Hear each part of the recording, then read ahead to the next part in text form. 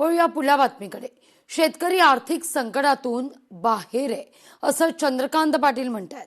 कर्जमाफी, वीज बिल यामुळे बळीराजा आर्थिक संकटातून बाहेर पडतोय असं निरीक्षण चंद्रकांत दादा पाटलांचं आहे।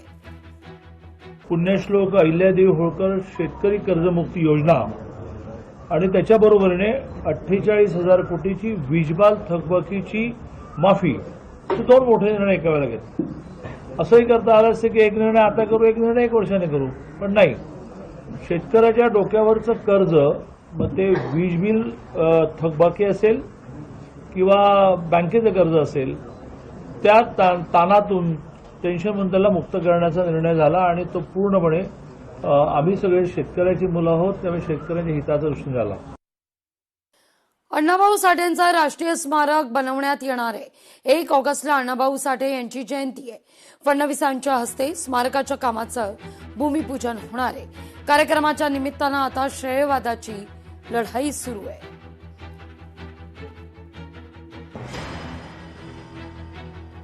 आदरणीय पवारसाहेबांच्या उपस्थितीमध्ये हे वास्तूची स्मारकामध्ये रूपांतर करण्याचा निर्णय झाला होता। दुर्दैवाने आमचं सरकार केलं आणि आज आनंद आहे की 1 तारखेला अण्णाभाऊ साठेंची जयंतीच्या औचित्य साधून उद्या या राज्याचे मुख्यमंत्री देवेंद्र फडणवीस साहेब हे याचं आज भूमिपूजन करून त्याचं सुरुवात करतायत। आमचा त्याला पाठिंबा आहे, परंतु हे करत असताना ज्यांनी या स्मारकाचं जतन केलं त्या अण्णाभाऊ साठे स्मारक समितीला बरोबर विश्वासात घेणं हे खरं म्हटलं तर गरजेचं आहे। नाफेडकडून पुन्हा एकदा कांदा खरेदी दरात वाढ आहे। ग्रेड ए या कांद्याला प्रति क्विंटल 2,335 हमी दर जाहीर आहे। 30 जुलैपासून केवळ ग्रेड ए दर्जाच्या कांद्याची नाफेड मार्फत खरेदी सुरू आहे।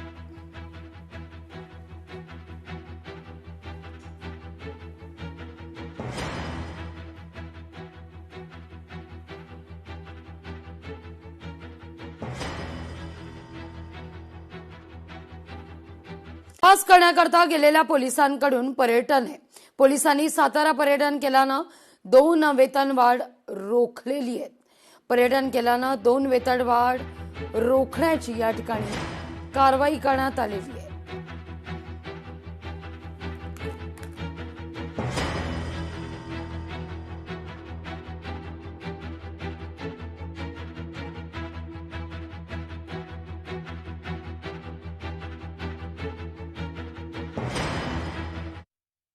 रोहित पवार यांनी विजय चौधरींच्या राजीनाम्यानंतर भाजपवर टीका केलेली आहे। काय ट्विट केलंय पाहूया। भाजपा कधीच महिलांचा सन्मान करणारा पक्ष नव्हता, तर कायम पाताळ यंत्री आणि कारस्थानी पक्ष राहिलाय। हेच भाजपाचा पदाधिकारी विजय चौधरी यांच्या राजीनाम्यानं स्पष्ट झालंय। स्वतःच्याच पक्षाच्या महिला नेत्यांबद्दल कारस्थान करत असणं हे उघडकीस आलेलं आहे। पक्षाच्या इज्जतीचा जो जाहीर पंचनामा झाला त्यावर पांघरून टाकण्याकरता हा राजीनामा आहे, असं रोहित पवार ट्विट करतायत।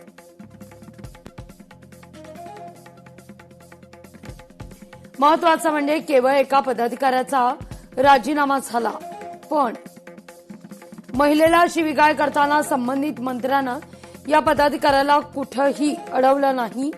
त्या मंत्र्यांचं काय? भाजप उत्तर देणार आहे का?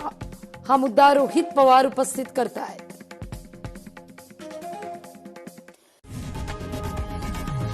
लोकशाही मराठी ऐका, पहा, जागरूक रहा।